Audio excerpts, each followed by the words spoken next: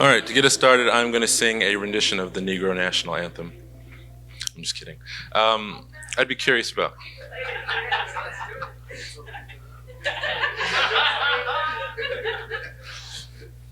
Who are you all? I'd love a quick go around. Who are you? Where are you from? So maybe name and city of origin, favorite flavor of gelato. Okay. My name is Lindsay, and my city of origin is Bow, New Hampshire.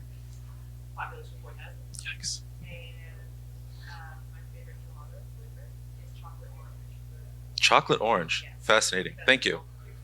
You, friend. Frank, city origin, Greenville, South Carolina. We're doing first place. Right? Sure. Okay. And yeah, I got that. But Am I flattening people by asking their origin city instead of current city? Yeah. Okay, cool. I just discovered a banana-based ice cream. No dairy. It's banana with coconut milk that I'm loving. Yeah. You found that in South Carolina or no? I live in San Francisco. Yeah, where you can find such things. My name is Linda Larkin, and I usually say Eastern Washington because I don't even want to say Spokane, Washington, but Spokane, cow tipping country, and I would say anything like chocolate fudge, chunky chocolate. I'm noticing a theme here. Yeah. Heavy Yeah. sugar, chocolate, rich. Okay. Thank you. My name is Alan. My state origin is New York. And favorite flavor of chocolate around the area when I did it in summer. Thank you. Hi, I'm Tim Kieschnick. My new favorite flavor is toasted almond fig. My son works at a gelato place right by Berkeley Park. So when you come up out of Berkeley Park, go to Omari and Minnesota. And my city of origin is California. Wow. We're getting guests now. It was probably my fourth guess. Yeah. Right after I found it. Do you know Dewey? So, city of origin is Chicago, Illinois, and gelato flavor is probably butter pecan. Shy City in the house. I'm Monica, city of origin, Kansas City, Missouri, and gelato All right, I'm gonna ask us to drive these last ones fairly quickly so we can get started, please. Callahan, city of origin, Philadelphia, but a brilliant New Yorker, currently living in San Francisco, coffee with something chocolate. Nice.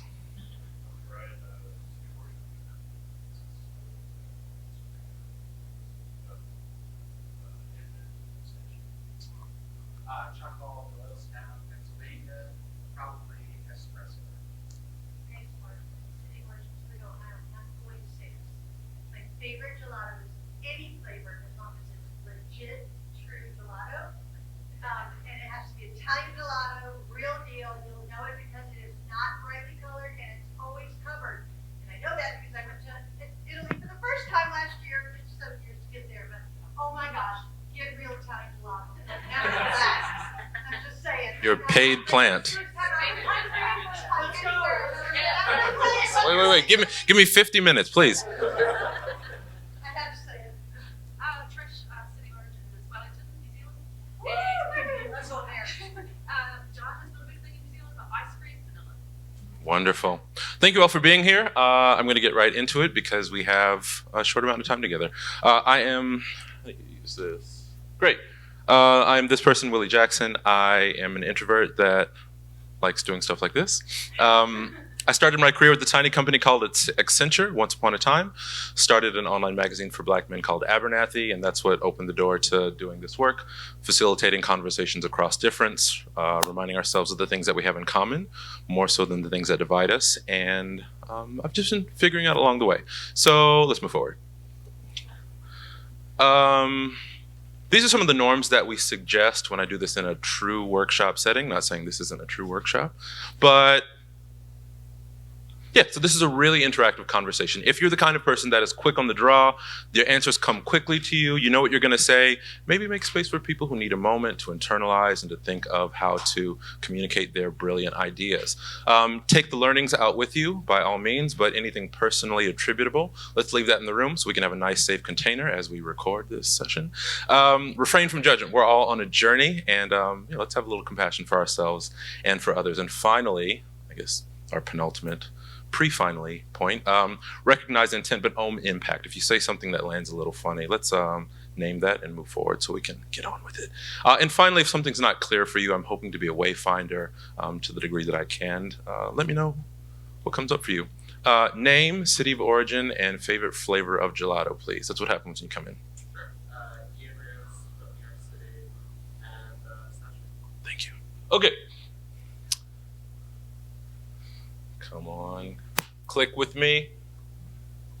Interesting. Our objectives for today are as follows. They are threefold. Number one, we will understand the difference between an ally and being an accomplice. Why are we using this language? What does it mean? What are we talking about? Learning how to take action, right? Your number one job as an ally is to listen some more, and to listen again. But once you've done that, what does it look like to take action from a place of informed insight into what you're doing? And finally, how to recover when things invariably go wrong, right? A lot of conversations around diversity, welcome, thanks for coming. A lot of our conversations about diversity, equity, and inclusion are people trying to arm themselves with knowledge so they don't make a mistake. You're gonna make a mistake. I make mistakes all the time. The question is, how do we recover gracefully and embody our values as we're making that recovery? Instead of overcorrecting, instead of explaining it away, how do we recover, right? How do we humanize this process? I'd be curious, how do you define allyship? Just talk to me. We've got microphones, but yeah. By a show of voice, how do you define allyship? I'll repeat it back. Being a support system. Being a support system. Wonderful. Making space for a person to be where they want to be. Making space. I'm hearing a little bit of advocacy in there. Wonderful. Anybody else? Standing with. Beautiful. What else? Making use of your privilege on behalf of somebody else. That's beautiful. These are all great definitions. By way of history, let's talk a little bit of background. How many of you are familiar with the Combahee River Collective? I see one hand, two hands. The Combahee River Collective. This was a radical lesbian feminist organization active in Boston from about 1974 to 1980. It was a group of folks organizing because the political movements around white feminism was not meeting their needs. So they were organizing on the basis of the oppression that they're experiencing along the lines of race and gender, but they also introduced to us the notion of oppression on the basis of sexuality, right? So our background around laying the intellectual groundwork for intersectional thinking actually started with these women. How many of you are familiar with the term identity politics? You might not guess that the term originated, where am I clicking towards? Maybe this thing. Take a moment to read this quote. Hi, Glenn. So they're talking about like the most radical stance that we can take is rooted in our own experiences, our own identity. And that was the place from which they were organizing, articulating the need, their particular political needs, etc. So I wanted to provide that groundwork as we move into the framework for the day. If you'd like a book or a reference for a modern interpretation or inquiry into this, I'd recommend this book. I can also make a resource document available to all of you afterwards. So be mindful of that. How many of you are familiar with the term intersectionality? How many of you couldn't define it if I put a microphone in your face? Yeah, I'll put myself in that category sometime. Do any of you know who this wonderful woman is? So this is Kimberly Crenshaw. She coined the term 30 years ago. She's a critical race theorist and legal scholar. She's at Columbia right now. She's a professor at Columbia. And she coined the term decades ago when she was litigating some cases. So she was dealing with class action lawsuits with big employers, right? So famously, there was a case where a black woman was bringing suit against her employer. I believe it was General Motors. And she was alleged that they were discriminating against her. They wouldn't give her a job because she was a black woman. The judge threw out the case because he looked and he saw that the company employed black men and white women. So Kimberly Crenshaw needed a way of showing that race and gender were working together to form a new vector for oppression that was unique to this lived experience. So take a moment to read this definition. It's the interconnected nature of these social vectors for discrimination, right? They're overlapping and interdependent systems of discrimination or disadvantage. So this is a framework to understand the way in which we are uniquely oppressed, potentially along social justice lines, on the basis of the bodies that we inhabit, the way that we're perceived, etc. And so the way to envision it is like at the intersections where our race meets our gender, maybe our sexual orientation, at the margins, at the intersections where we are uniquely us, these are the ways that we experience the world. If you look very similar to somebody, but you have an invisible disability or a different mother tongue, etc., you're going to move through the world differently. You're going to be perceived differently, and nobody's going to have your same way of moving through the world, right? So it's unique to you. So this is a framework that we can use and we can think to not only model humility in that we just don't know what somebody else's lived experiences are like, but having compassion for ourselves as well. Nobody else's story is like yours. So why do we use the term moving from ally to accomplice? The reason we use the term accomplice in the context of this discussion is to illustrate the fact that there's something that this work might cost you. It might be social standing, it might be your convenience, but there's a risk involved. And I guess by way of history, it was only, gay marriage has not been possible for a long time, right? There were laws in the books against sodomy until very, very recently, right? So it was illegal to have the kind of love that many people now enjoy and continue to fight for, right? So we want to underscore the way in which this might not be convenient, because we don't need fair weather allies. We need people who are really in it, right? Another way that you might consider moving from the notion of an ally to the notion of accomplice. So by way of framing, if an ally is a noun, an identity, a way of viewing yourself, a self-identity, a way of being, you can think of being an accomplice as the active form of this. What does your allyship look like in action? How do you take action on the way in which you view your allyship? The reason I want to invite you to consider moving from the notion of being an ally to the notion of being an accomplice is because I find it to be much more psychologically and emotionally resilient, right? If, for example, you are so invested in the notion of being seen as an ally, if that's your identity, your way of showing up in the world, the way that you want to be seen. If you're called out for something that you did that harmed somebody, that offended somebody, that made somebody feel uncomfortable, if that disrupts your sense of self, you run the risk of overcorrecting on that basis, right? You say, you don't understand, I'm super woke, I've read all these books, I marched with Dr. King, things go off the rails really, really quickly. If, by contrast, you're viewing your advocacy in terms of what you are doing, then it's a generous thing to be called out or called in because your blind spots can be illuminated and you can do better the next time. Does that make sense? So if an ally is an identity, somebody that sees themselves as an expert, somebody that centers themselves in the conversation, they always have the statistics around pay equity and gender equity. Once you get them fired up about a topic, you can't get a word in edgewise. It's a little rough. Don't be that person. And these kinds of people can become complacent in that self-styled identity. If, by contrast, we're viewing our work as a set of practices, we're listening. We're always listening for the nuance we may miss, the elements of people's story and lived experiences that might not be familiar to us, etc. We need a North Star in this work. We can't save everybody all the time in every direction. We need a way of prioritizing our work. And what I would suggest is centering impacted communities, right? So within the context of the systems in which we live, there are people that are reliably not succeeding, not thriving. How can we advocate on their behalf? And finally, the humility piece is so vital in our work as being an accomplice, right? Knowing that we can make mistakes, knowing that we don't know everything, etc. Hello, welcome. Thanks for coming. So what does an accomplice do? Number one, centering impacted communities. Number two, taking action. Number three, we use our privilege. And number four, we exhibit humility. Let's watch a short video. How many are familiar with this? Awesome. Well, I have a story, and you guys are going to be the first to hear it. About 15 months ago, Jessica Chastain, we're really good friends, and we had such a great time working on The Help. She wants to do comedies, and I want to break out of period pieces. So I love them. They've been kind to me. But I kind of want to play someone who resembles me in some fashion. So she contacted me and she said, I want us to do a comedy. And I'm like, yeah. And, she had an idea and she went off to work. I went off to work. She called me maybe 6 months later, which would have been like last March.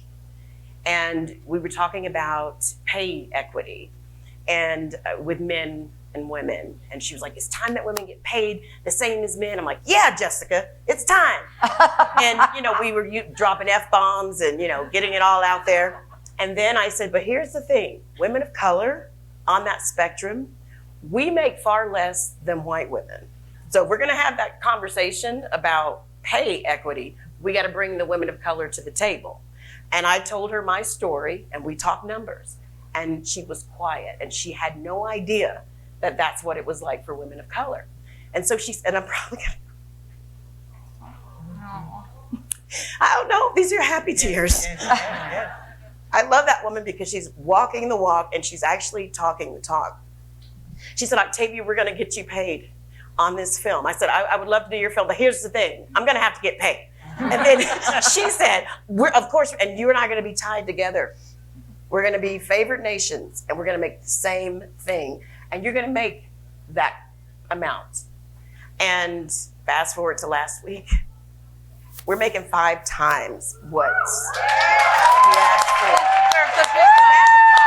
Yeah. Jessica Chastain believes she is walking the walk. That's great. And we want to, now I want to go to what the men are making. I want to get there. Yeah. But right now, it feels really good just to be in that Right.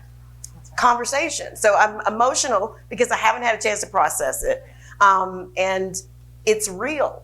Every woman in here, every man in here, everyone has value. And women do have to produce. A couple years ago, I believe.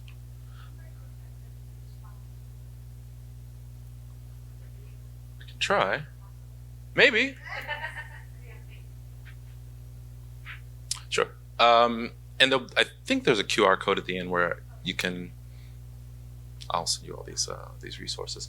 What are some things that we notice about what we just saw?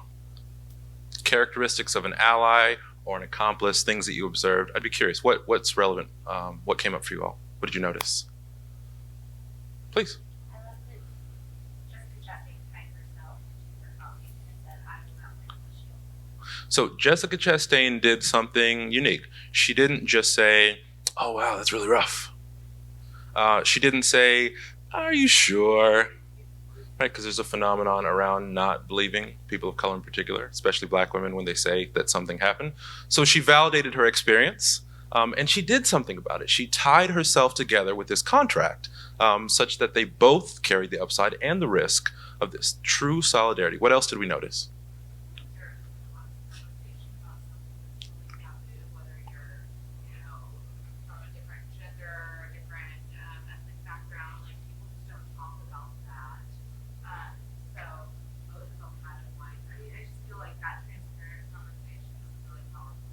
There was some, please. There was some real risk involved, right? Jessica Chastain was fired up about pay equity, gender pay equity specifically. She was friends with Octavia Spencer. They were talking, and Octavia Spencer does something that's risky and says, well, I need to tell you a little bit of something, right? And she deflated the conversation. There's no more momentum around that particular vector. And she illuminated Jessica Chastain's ignorance. And they're friends. She's not some random woman. Like they have an actual relationship. So like imagine how risky that is when you're, with the egos that come along with success and this campaign she's on. How might Jessica Chastain have reacted differently? What are one of the many other reactions that she could have had? Defensive? Yep. That's right. She could have justified it. She could have belittled it. But what's the first thing that Octavia Spencer said that she did? She listened. She listened. What else do we notice? Who's telling the story? Are we on the Jessica Chastain White Power Hour TED Talk? No, this is Octavia Spencer owning that narrative and talking about it. So Jessica Chastain's not going around campaigning saying, look at this wonderful thing I did for the poor, successful black woman.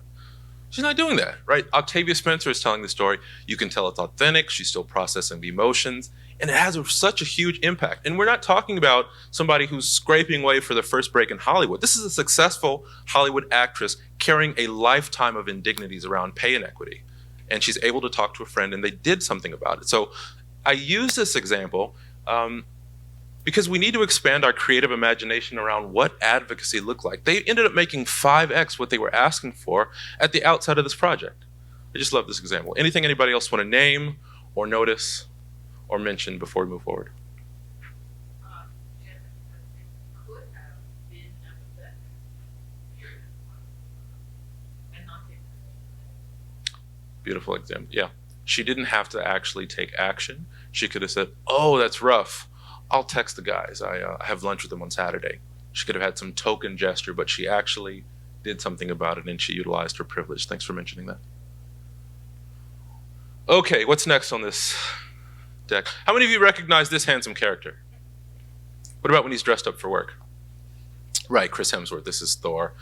He did something a little awkward. In 2016, he went to a party that black people somehow don't get invites to, and he wore some insensitive garb. I think the kids call it cultural appropriation. And he did something afterwards that was fairly unique. Dramatic pause. He apologized. Take a moment and read this apology.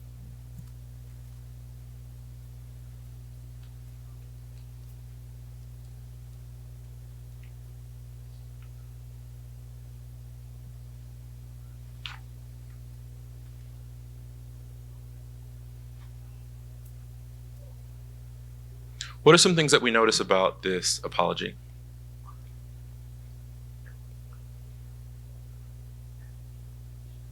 He really owned it. Utter humility, right? He's under no illusions about the impact of his apology. What else? No excuses. He's totally leaning into it. No explanations. He's not explaining away his actions. He's not saying, oh, I'm so sorry, where I'm from, and then irrelevant details, right? Another thing I really appreciate is he's using the right terminology. He's talking about First Nations people. He's talking about indigenous communities. And he's also highlighting the complex and extensive issues facing indigenous communities. It's clear that his thoughtful, informed team of well-paid interns spent a lot of time on this apology. He didn't have to put out this apology. I really celebrate him for that because this wasn't essential, but he did it, and he did it well. Another thing I add in that I noticed is that you can practically envision the legion of 14-year-old angsty hormonal boys looking to people like Chris Hemsworth for examples of what masculinity looks like, what it looks like to not apologize. We have many examples. I'm not going to continue along that line, but you all know what I'm not saying. We have many examples of what it looks like to dig your heels in to never apologize. That really is the mindset of some versions of masculinity, right? So the fact that he humbled himself and he took it a step further. He lent his star power to protesting the Dakota Access Pipeline. To our right, that's the director of Thor 4 and Thor Ragnarok. So showing solidarity with the protest movement in full Thor regalia. So it's just a wonderful example in my mind of what it looks like to exhibit humility, to not be too big to apologize, to really care and to put thought into it. It's not a rambling apology where it's a quasi-apology. I'm sorry you all feel that way, that kind of thing. He really, really owned it. I think it's a great example. Let's, as the French say, turn it up a notch. The French don't say that. In 2016, a gentleman by the name of Stephen Clark was killed in Sacramento. He's a black man. He was shot in the back in his own relative's backyard while holding a cell phone. And this is an uprising at the courtroom when no charges were announced. Everybody that's outside this building that's homeless have been nothing but neglected and disrespected by your coward. You hear what I'm saying? You's a coward. Yep. I sat there and I read Sacramento Bee and you talk about all these millions and millions of dollars, right? That's what you talk about, right? Hey, could you watch your language? No. Why didn't you tell me not to? You know what? Yes, that Let's keep this real. Why have nobody? You know how many times I got arrested? How many times?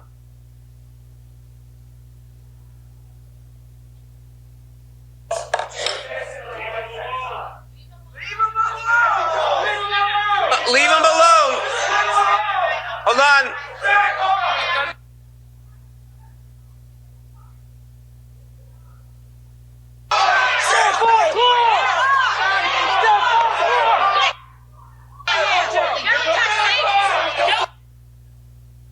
Touch me, dog. Don't touch me, dog.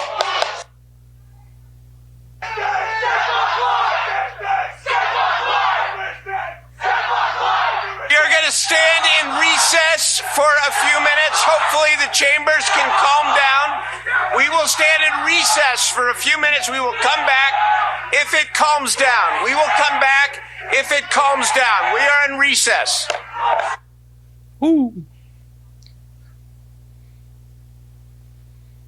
What are some things that we notice about what just took place?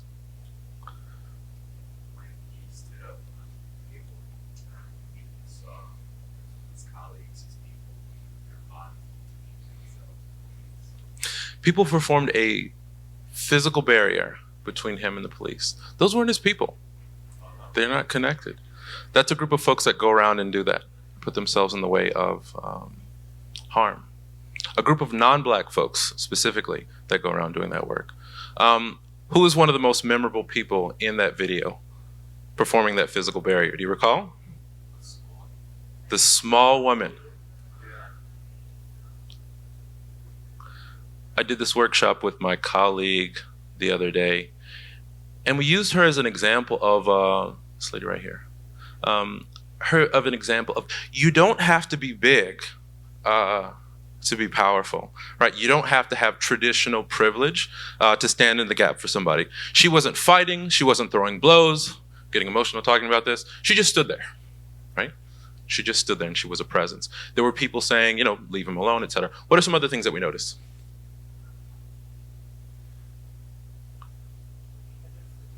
over appropriate language or behavior.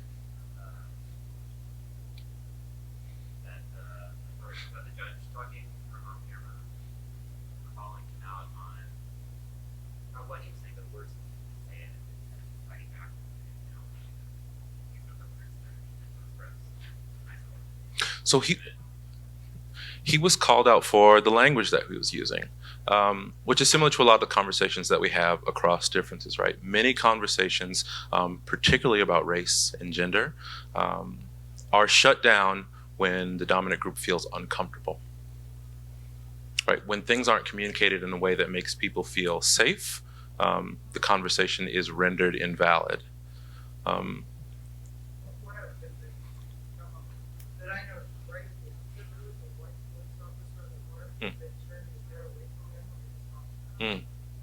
Wow. Glenn said there was a white police officer that he noticed at the outset when the gentleman started talking. He turned his head away and wouldn't even look at him. Yes, please.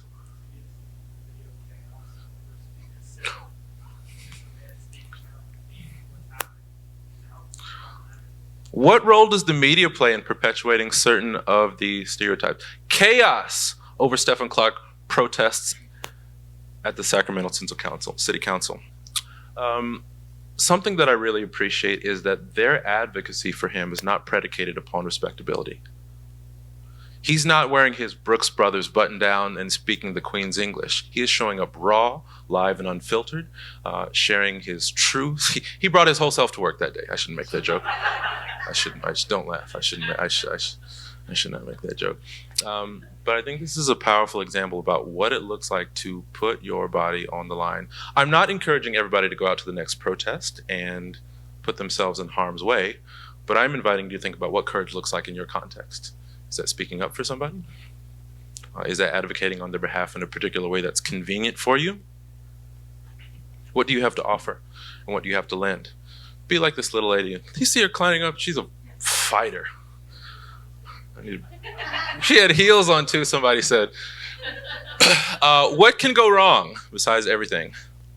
How many of you are familiar with the term white fragility? Raise your hand if you're not. Dr. Robin DiAngelo is well, I'll give you a moment to read this.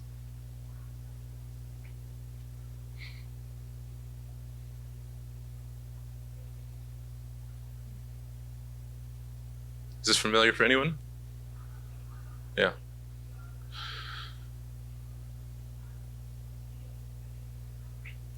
This will teach me to stray away from my holding place. Dr. Robin DiAngelo is a sociologist who wrote a paper termed white fragility years ago.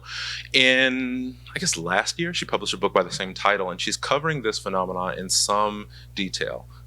And she's been doing racial equity work for quite a while. She's been doing a tour of the Silicon Valley, etc. Her book is another really great resource if you want to understand how some of these conversations can go.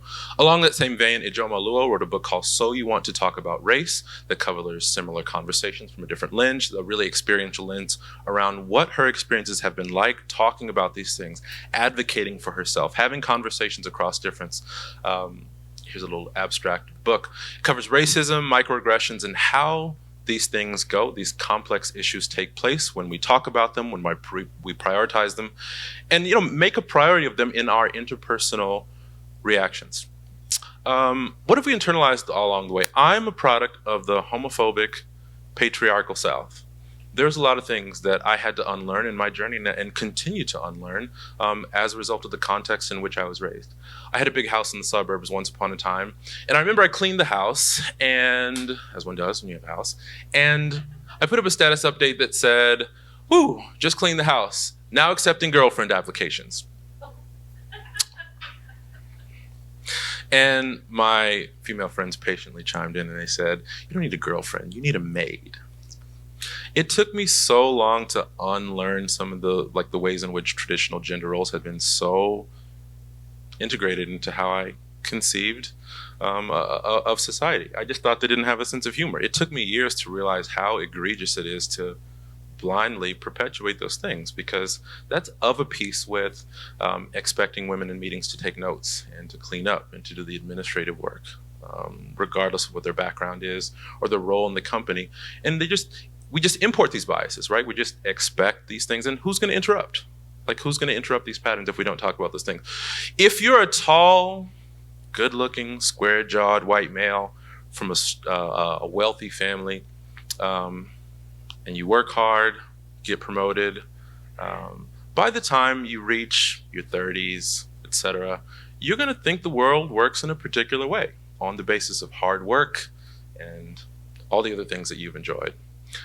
If you have a different background, maybe one of disadvantage, maybe you grew up low income, maybe you're a person of color, maybe you didn't have things break your way. By the time you get into your 30s, you're going to have internalized a completely different set of signals from society, from media, language in your performance reviews. The things that you hear people report experiencing in the workplace would shock you if you had the privilege and proximity to hear stories from women of color, Black women specifically. It's really rough out here. And I mean, this is not the oppression Olympics, right? We have all suffered. I break from the paradigm that everybody has experienced marginalization and exclusion. The challenge is that a lot of these things are baked into the systems in which we operate, and it takes some insight to see them when they're happening, how they function, how power functions, how it operates, and how we can internalize these things. I'd be curious, what are some of the things that you all have internalized along the way, or things that might have been normal growing up for you that you've had to unlearn or call out or just be present to as you become more conscious and lucid?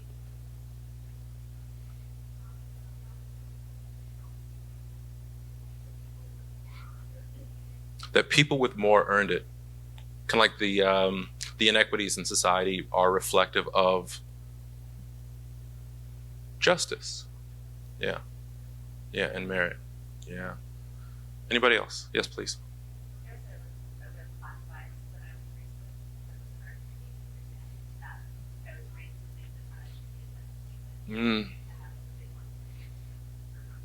So the class bias where just the primacy of education was celebrated, right? That's the thing that you aspire to, and without necessarily analysis or reflection on what access to education looks like, right? How zip codes reliably map to outcomes, right? Because schools in certain areas are under-resourced.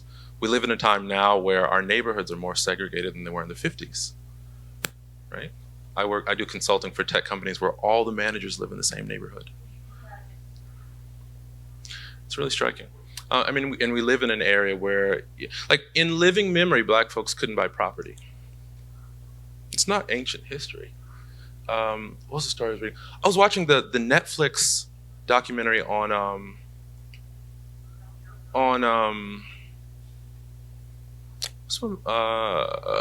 what's the guy? No, it's a Netflix documentary. It's I'm blanking on his name. He's a music entrepreneur, executive, built instrumental in the Motown era, helped discover Michael Jackson. What's this gentleman's name? Quincy Jones. Thank you. Whew. California cannabis. Quincy Jones. Quincy Jones's grandmother was a slave. Quincy Jones is also worth $400 million. So remarkable progress.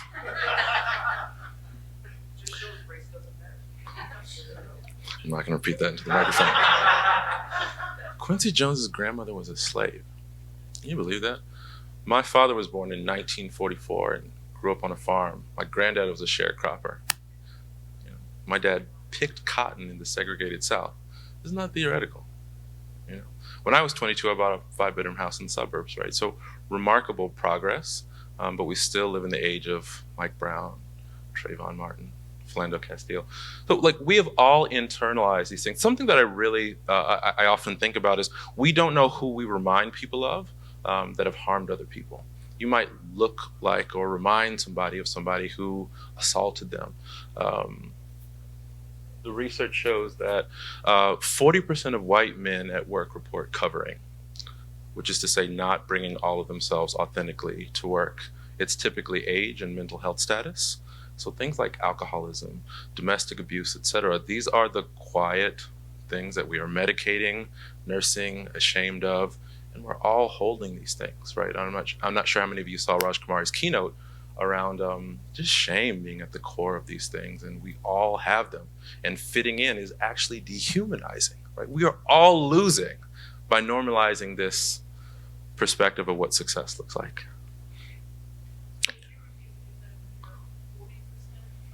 White men, 40% of white men report covering at work, which is to say they don't feel comfortable bringing all of themselves to work.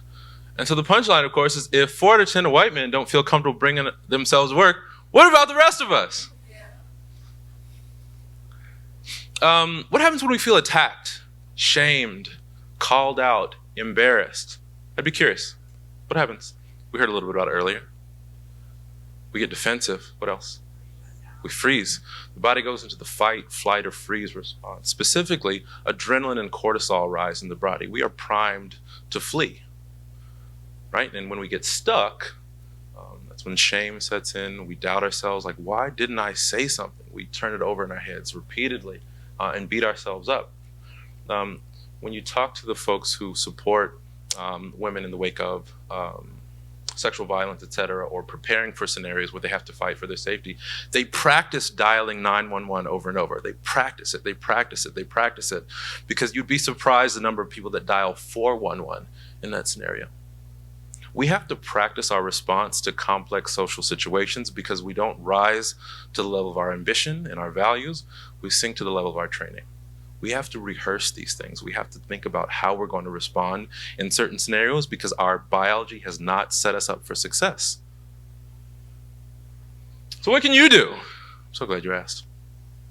Some advanced ally skills to think about. Number one, educate yourself. Expose yourself to books and to media and to things that you wouldn't normally expose yourself to. I had to learn my history as a black man in the United States at 30 years of age. That was a trip. Going to source materials, books, documentaries, understanding the things that we think we know, but that have been papered over and whitewashed. We have a rich shared history in this country that's complicated, that's uncomfortable, and that's also beautiful. We need to expose ourselves to the stories that we don't talk about in polite company, because therein lies our shared humanity. Where necessary, receive consent.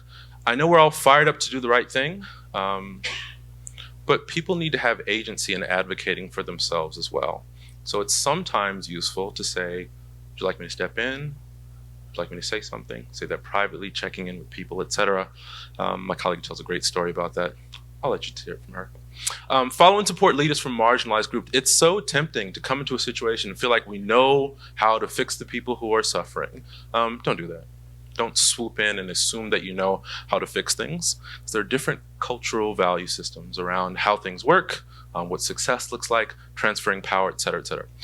Follow your discomfort. If something makes you feel bad, if something pushes you to the edges of your comfort zone, sit with that discomfort and see if it has something to offer you. And finally, when you make a mistake, if you misgender somebody, if you say something accidentally racist, if you use the wrong pronouns, apologize and move on. Don't explain away. Don't require the person to do something with your guilt and your agitation and your emotions. Move on. Apologize. Some things that we can do at our places of work that I think are worth flagging. On the mentorship piece, I'd be curious, how many of you, by a show of hands, grew up talking about money around the dinner table? Raise your hand. I see one tentative hand. Thank you, Gino.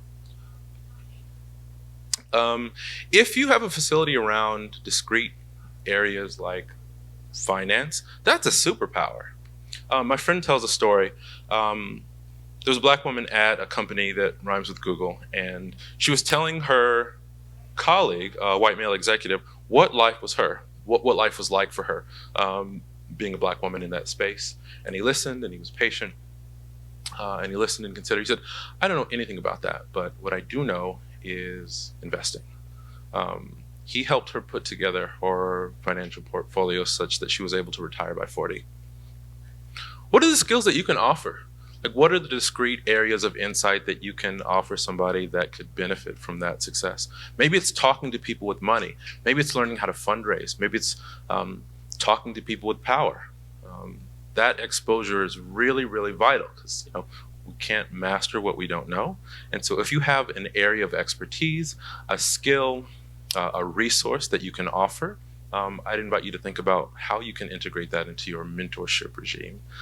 Sponsorship, by contrast, that's advocating for somebody who's not in the room. How can you cultivate a relationship with somebody such that you're saying, I think you should consider Jennifer for that role. She's been working really, really hard, and I think she's got what it takes, to say it like that. But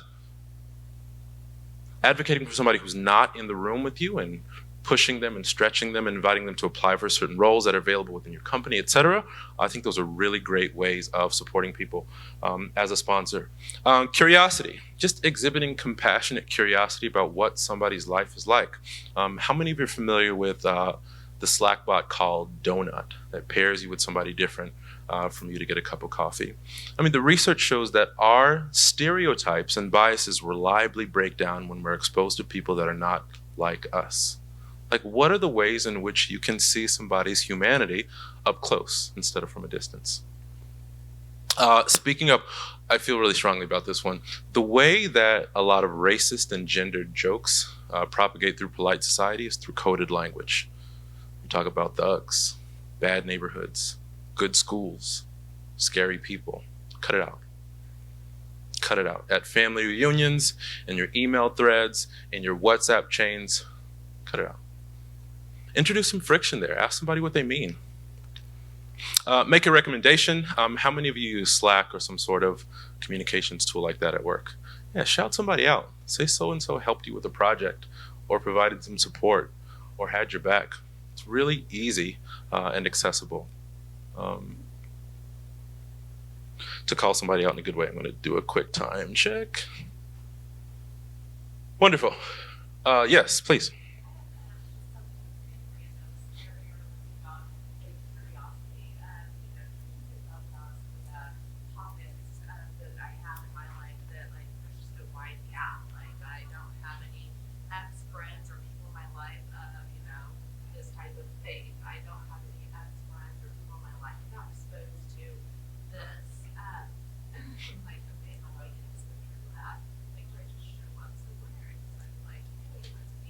You know, like, how do you gain exposure sometimes to some things that you had as major gaps in your life, and just being exposed to different cultures, different people, different faith, different anything? Great question. Anybody else want to deal with that? Like, I feel like there's an intentionality there that. Please. What does that look like? Yeah, quite honestly, I experienced something similar, and I just sort of showed up. Like when you said it, showed up that I did, and that was not a question I needed to that like I had. Yeah, if they were there, it was like how ignorant I was. But oh, thanks. I think for the video, I said just show up. And it exposed like edges that I could name as opposed to this like esoteric idea of ignorance. Yeah, grounded it more. Making it less abstract. Yeah, I love yeah. that. Anybody else have a suggestion? We pass the mic, please.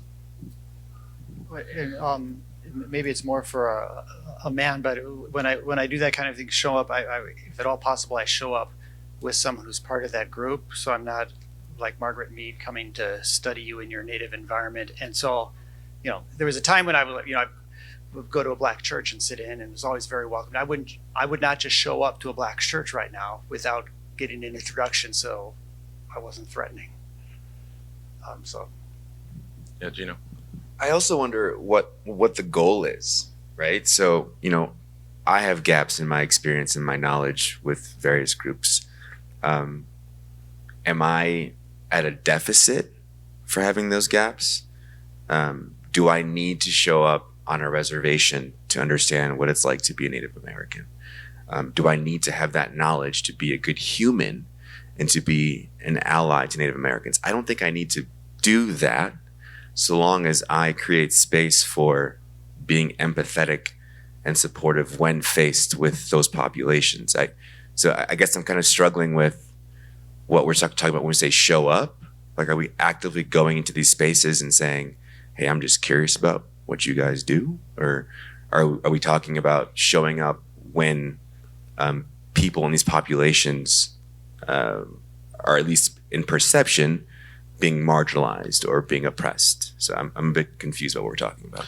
Yeah, I love that. I mean, I'll let folks clarify, but I think what I would offer and what I underscore is the intentionality around it. You know, if we're uncovering our biases because we want to be advocates, you know, seeing people in their native habitats comes with some risks, all right? I mean, that comes with some risks, right? The notion of affinity spaces, right? There are some spaces that maybe we shouldn't be. I believe deeply in white folks doing white people work in white people spaces. I don't want to know what you talk about, but I'm delighted that you are, right?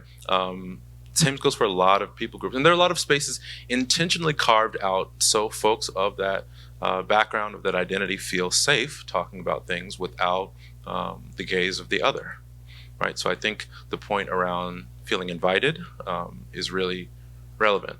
And I also think there are places where cross-racial and coalitions of people across differences coming together is absolutely vital for tearing down some of these barriers. So I think it's wonderful. Anybody else? Yes, please.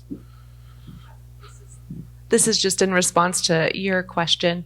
Mine is, so kind of where that question came from is whether it's in my personal life or in my work life.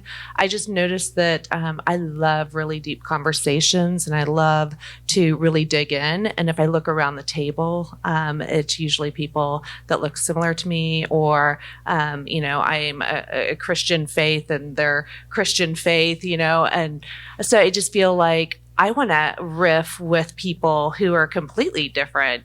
I want to riff and, you know, I have curiosities about, you know, why, you know, I believe some things, or why do you believe some things? Like, not to change, but I find that I grow from those conversations and I want to grow in different ways that require a diverse group around the table. And that really energizes me. But how do you like formulate, hey, you want to come like have coffee? Let's just riff. I that's what I was getting at. Like, it's not like, hey, I want to go study the, you know, reservation. Like, so but it would be really cool. I have questions for them too. Like, hey, bring them to the table. I think that would be it just is interesting conversation. And sometimes I don't know how to feed that part of me for that curiosity piece.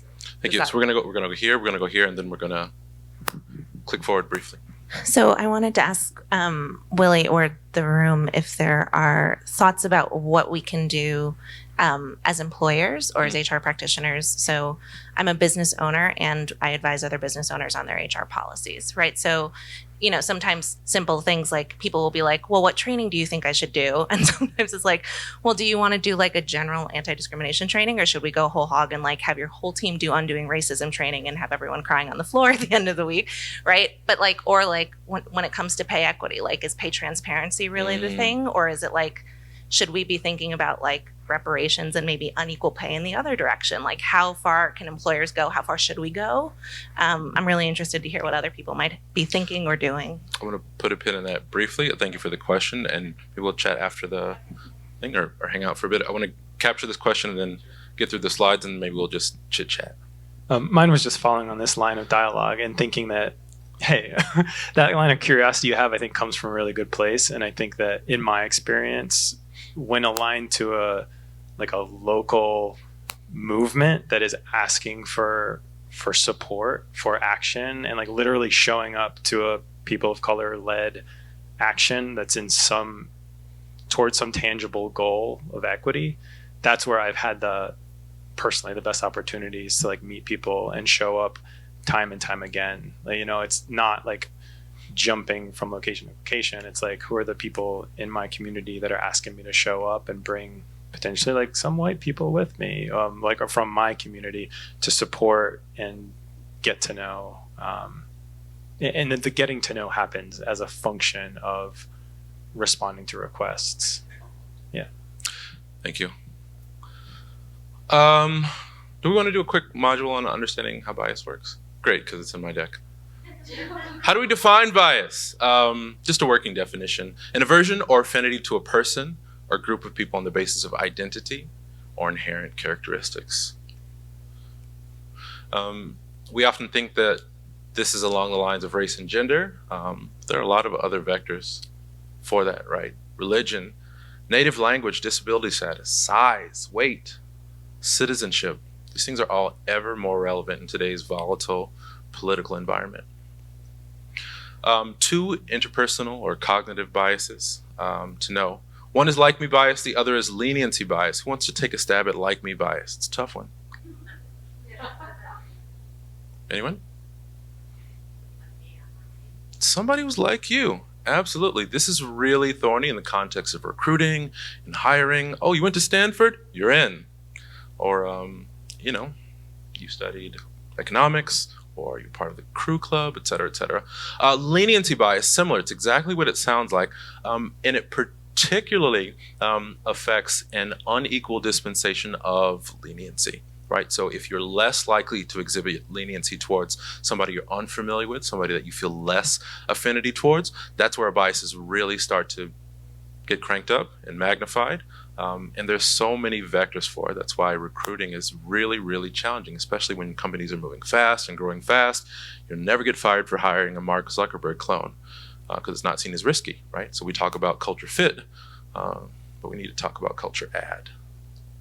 How does bias manifest? We are less concerned at ReadySet with it being conscious, unconscious, doesn't matter. We care about the impact of it.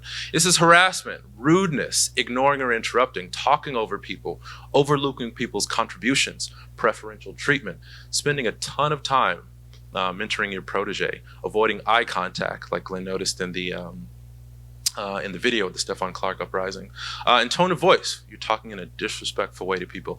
These are things to be mindful of in our meetings, in our interpersonal reactions, coming up in us, etc.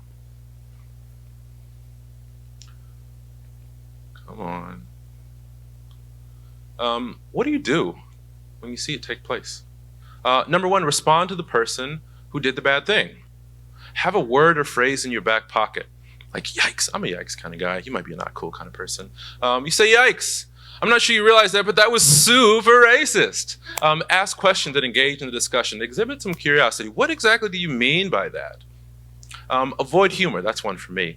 We want to avoid humor, A, because it trivializes the thing and the harm, and B, because in awkward social scenarios, we are social primates, it can be seen as rewarding the behavior.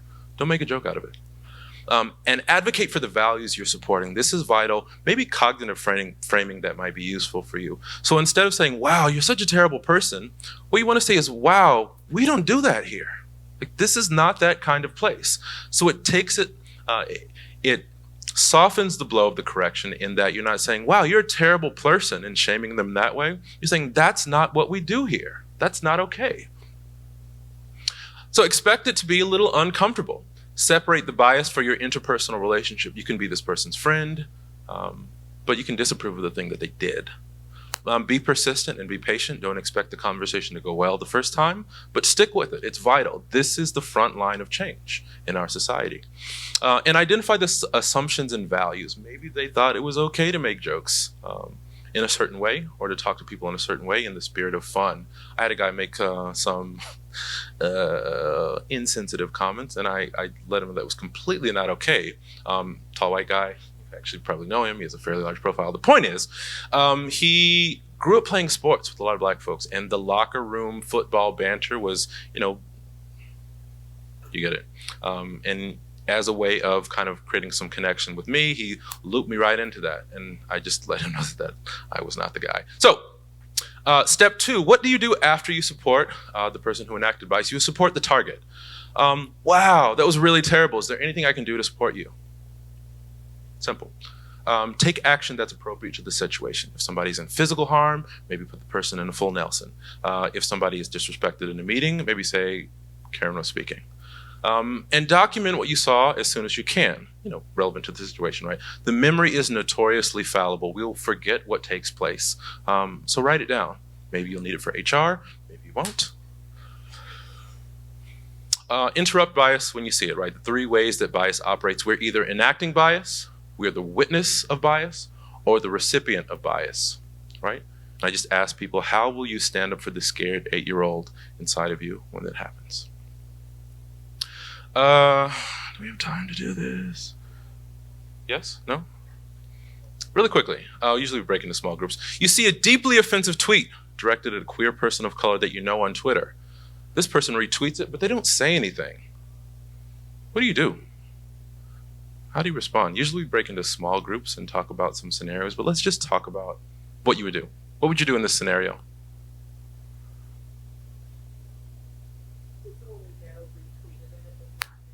Yeah, so there's a marginalized person that you know and that you follow on Twitter. They retweet something directed at them that was super offensive. They don't say anything. They don't add a comment to it. They just retweet it for the timeline.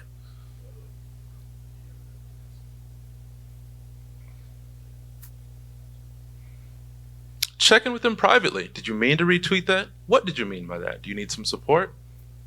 Yeah, this is, a little complicated, a little straightforward, right? The straightforward part is checking in with that person to see if there's something that you do.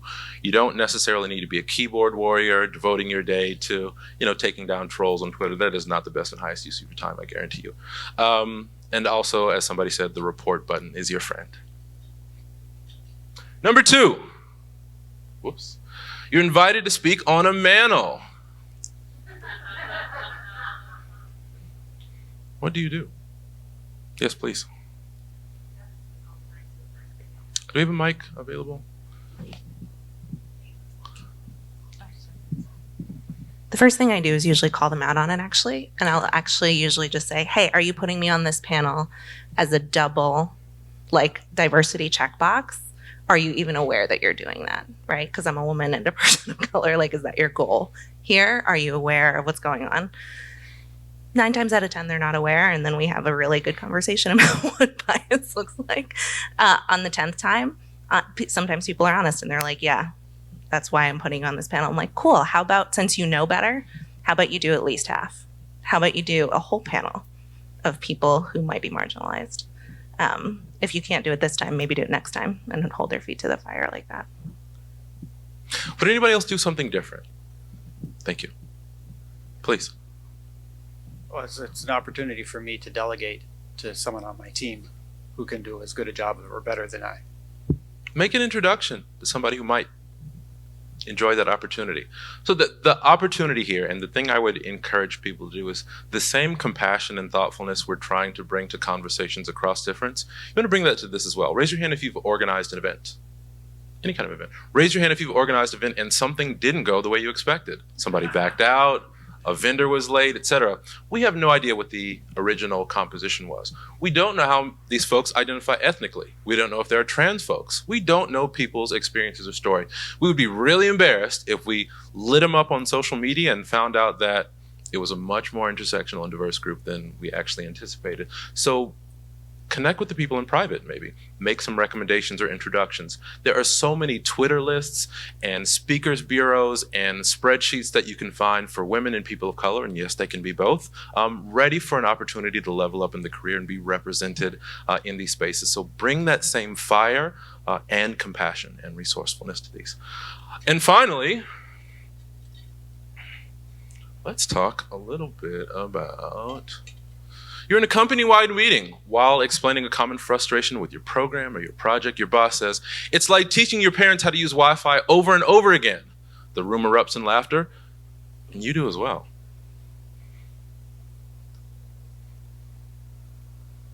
So if it's not obvious, this is about ageism, something we don't talk enough about on the coasts, in tech. I think the Times has a piece right now on the experiences of folks dealing with ageism. What do you do when you're implicated in the thing? When you laugh along? Do you call out your boss in front of everybody? Risk your job? You talk to them privately? If you talk to them privately, what if they try and save face? What if they don't say anything publicly to fix it? What if you feel like a hypocrite? It's not really straightforward. So some people talk about calling it out immediately. Immediate harm reduction. That's not okay. That's racist or that's ageist. That's one approach. You could talk to your boss privately. And in that scenario, there's a risk that they won't say anything publicly to acknowledge that harm. One thing we can do is come at lunch or the next day, say, folks, I feel a little awkward about that. Does anybody feel like that was kind of not okay? I feel a little weird about that. So in a way that's authentic to your personality and your relationship to the people at your company or maybe your boss, you can broach this topic in a way that feels authentic to you. Does that make sense? Do we have anything else? What does an accomplice do? I'm so glad you asked. These 4 things, as previously discussed. And let's see if we've got this. There you go. If you point your iPhone camera or your Android QR code reader at this, it should pop up an email address. And if you send me a note, I'll shoot you a resources guide with all the video, books, titles, and concepts that I covered here. Thanks for watching.